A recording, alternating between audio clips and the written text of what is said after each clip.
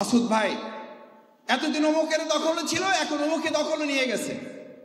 আমি পরিষ্কার একটা কথা বলি, ওয়ারিবাসী যারা ঘর দখল করে, দোকান দখল করে, রাস্তা দখল করে, সেতু দখল করে, ব্রিজ দখল করে, ফুটপাত দখল করে, তারা শুধু ওই জায়গাটাই দখল করে, শুধু মানুষের হৃদয়টাই দখল করতে পারে না। আমরা মানুষের হৃদয় দখল করে ইসলামের বিজয় সুনিশ্চিত করবো ইনশাআল্লাহ।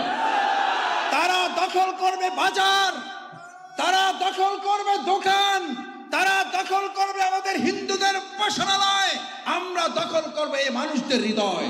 আমাদেরকে যেন পার করে দেয়। আপনাদের বসতে জায়গা দিতে পারলাম না, আমাদেরকে মাফ করে দিয়েন। আপনাদের জন্য দোয়া করলাম, আল্লাহ আপনাদের কিয়ামতের দিন যেন দাঁড় করে না রেখে বিনা হিসাবে যেন আপনাদের জান্নাতে দেয়। ভাইয়েরা, এই ত্যাগ এবং কোরবানি, এই যে ভ্রাতৃত্ববোধের নমুনা, এই নমুনার ভিত্তি দিয়ে বাংলাদেশ পরিচালিত হলে সেই বাংলাদেশে আর কোনো চাঁদাবাজি থাকতে পারে না। আজকে কেন আমাদের ছাত্র জনতাকে আবার এ কথার স্লোগান তুলতে হচ্ছে? আবু সাইদ মীর মুগ্ধ, শেষ হয়নি আমাদের এখনো যুদ্ধ। কেন আমাদের তাদের উপাসনালয় যখন তাদের উৎসব আসে, কেন আমাদের মত বিনিময় সভা করে তাদেরকে সচেতন করতে হবে, যদি আমাদের ঈদুল ফিতর এবং ঈদুল আজহার আগে মত বিনিময় করতে না হয়? এ কথা শুনে হয়তো কেউ কেউ বলবেন, ভাই এত সুন্দর বাংলাদেশ কি আমরা পেয়েছি? না পাইনি বলি তো আমরা এই লড়াই করেছি, আমাদের ভাইয়েরা এই জন্যই লড়াই করেছে। আমাদের নেতৃবৃন্দকে হত্যা করা হয়েছে, বাংলাদেশ জামাত ইসলামীর উপরে যে জুলুম করা হয়েছে, আমাদের রিমান্ডের সময় নির্যাতন চলাকালে আমাদেরকে বলা হয়েছে, আপনারা কিসের উপরে ভিত্তি করে এত শক্ত কথা বলেন? আমরা বলেছিলাম আমাদের ভিত্তি হচ্ছে দুটো, এক আল্লাহর ভালোবাসা আর জনগণের ভালোবাসা। আমি এই কথা এখানে শুধু বলছি না, যখন এরকম 3 জন লোক আমরা এক জায়গায় হলে আমাদেরকে গ্রেফতার করা হতো নাশকতার আশঙ্কার কথা বলে, সেই সময় আমরা বলেছি এখানে অনেক বাড়িওয়ালারা এসেছেন, আমি সেই বাড়িওয়ালাদের প্রতি কৃতজ্ঞতা জানাই।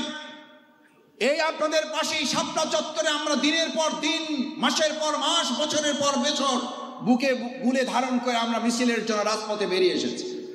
আমরা মিছিল শেষ করতে না করতে আমাদের উপরে প্রতিবার হামলা করা হয়েছে, গ্রেপ্তার করা হয়েছে, গুলি করা হয়েছে। একই সাথে ওখান থেকে মিছিল শেষ করে আমরা প্রত্যেকটা বাড়ির দরজা, গেট এবং দোকানপাট যেখানে গিয়েছি, আমাদের প্রত্যেকটা দরজা, গেট আমাদের ভাই বন্ধুরা আমাদের জন্য খুলে রেখেছেন বলেই ইসলামী আন্দোলন, জামাত ইসলামের জন্য আন্দোলন করা সহজ হয়েছে। আপনারা দরজা খুলে রেখেছেন।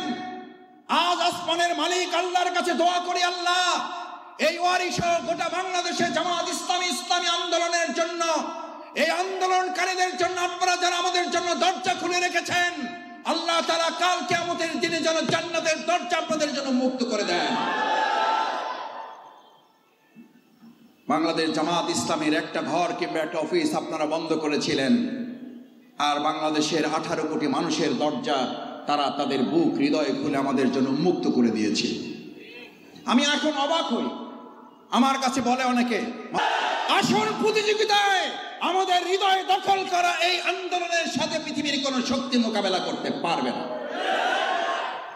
কারণ বিগত 15 বছরের, 15.5 বছরের সরকারও এরকম দোকান পাট, বাড়ি ঘর দখল করে তারা শক্তি নির্মাণ করতে চেয়েছিল, শেষ পর্যন্ত তাদের একটা জেলের নৌকায় জায়গা হয় নাই। সমস্ত ব্যাংকগুলোকে নিজের পরিবারের সম্পদ যে লোকটা মনে করেছিল, সেই লোকটা একটা প্যান্ট পরারও সুযোগ পায় নাই। এসব কিছু দেখেও যদি আমরা শিক্ষা গ্রহণ না করি, তাহলে জাতির জন্য বড়ই দুর্ভাগ্য যে ইতিহাস এমন যে আমরা ইতিহাস থেকেই শিক্ষা গ্রহণ করি না। এটা জাতির জন্য কল্যাণকর নয়, দেশের মানুষের জন্য কল্যাণকর নয়। আজকে বাংলাদেশ জামাত ইসলামী এখানে প্রোগ্রাম করছেন, আপনারা এখানে এসেছেন, কেউ ভিতরে বসেছেন, কেউ বাইরে বসেছেন। আমি আপনাদের প্রতি আবার কৃতজ্ঞ জানাই সশ্রদ্ধ চিত্তে, যারা কষ্ট করে এখানে দাঁড়িয়ে আছে। একজন ভাইয়ের নড়াচড়া নেই, কেউ এসে বলছেন না এই তুমি ওঠো, কেউ এসে বলছেন না এই বড় ভাই আসছে ওঠো, কেউ এসে বলছেন না এই বাড়িওয়ালা আসছে ওঠো, কেউ এসে আপনি বলছেন না এই অমুকে আসছে ওঠো। আমার বক্তৃতা শুরুর আগ থেকে আমি 10 মিনিট এখানে যখন আসছি তখন থেকে দেখতেছিলাম যে আমার সাথে অন্তত 10 জন লোক তো এখানে ওঠাটা স্বাভাবিক ছিল। কে আসছে আজকের অনুষ্ঠানের সম্মানিত প্রধান অতিথি, তার সাথে 20 জন লোক স্টেজে উঠবে না, তাহলে কিসের প্রধান অতিথি? আলহামদুলিল্লাহ, এই যে ভাইয়েরা দাঁড়িয়ে আছেন, আমি আপনাদের জন্য দোয়া করি, আল্লাহ দাঁড়িয়ে যারা আমাদের এই অসুন্দর অগোছালো কথাগুলো শুনছেন, কাল কিয়ামতের দিন আপনাদেরকে দান না করে বিনা হিসাবে আপনাদেরকে যেন আল্লাহ জান্নাতে দেয়, আপনাদের সাথে আমাদেরকেও যেন পার করে দেয়। আমি এই দোয়াটা শিখেছি দেলোয়ার হোসেন সাইদি রাহিমাহুল্লাহর কাছে। ওনার প্রোগ্রামে এরকম শত শত হাজার হাজার লক্ষ মানুষ দাঁড়িয়ে থাকতো, উনি ওনাদের জন্য দোয়াটা করতেন। আপনাদের বসতে জায়গা দিতে পারলাম না, আমাদেরকে মাফ করে দিয়েন, আপনাদের জন্য দোয়া করলাম, আল্লাহ আপনাদের কিয়ামতের দিন যেন দাঁড় করে না রেখে বিনা হিসাবে যেন আপনাদের জান্নাতে দেয়। ভাইয়েরা, এই ত্যাগ এবং কোরবানি, এই যে ভ্রাতৃত্ববোধের নমুনা, এই নমুনার ভিত্তি দিয়ে বাংলাদেশ পরিচালিত হলে সেই বাংলাদেশে আর কোনো চাঁদাবাজি থাকতে পারে না। ভাই, চাঁদা তো সে নেবে। আমি এই প্রোগ্রামে আসার আগে তো সালাতুল এশা পড়ার জন্য আমি প্রস্তুতি গ্রহণ করেছি। এখানে আপনাদের নামাজে বিরতি হয়েছে না হয় নাই? হয়েছে। কেন? আমাদের আল্লাহর হক আছে, মানুষের হক আছে, আপনাদের হক আছে। এই হক 6:30 থেকে শুরু হয়েছে।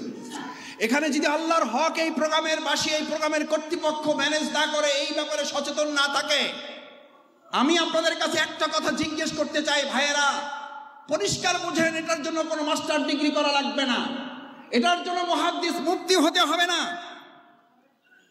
এটার জন্য আপনাকে সাংবাদিক, বুদ্ধিজীবী, সাহিত্যিক, ইঞ্জিনিয়ার হতে হবে না। যে ব্যক্তি আল্লাহর হক আদায় করে না, সে আপনার হক আদায় করবে, এর গ্যারান্টি কে দেবে? পাগলেও বিশ্বাস করে না। আপনি আমি তো দূরের কথা, যে আল্লাহর হক নষ্ট করে, সে আপনার হক নষ্ট করতে এক চুল পরিমাণেও দ্বিধা করবে না। নামাজ সালাত তো দূরে, জানাজার মতো স্পর্শকাতর বিষয়।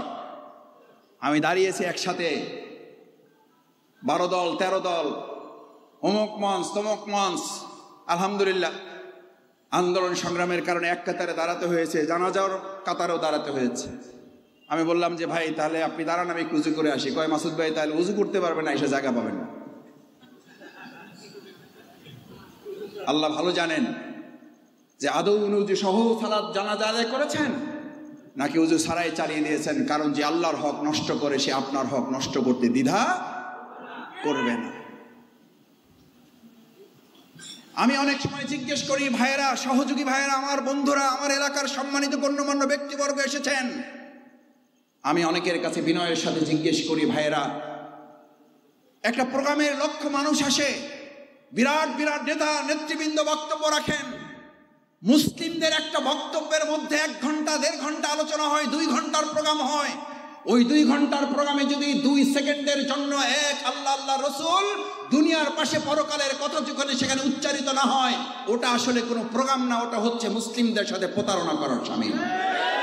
কারণ যে আপনাকে পরকালের কথা স্বীকার করে না, পরকালের কথা শুনায় না, পরকালকে স্মরণ করায় না, ওই সকল দুনিয়াদারের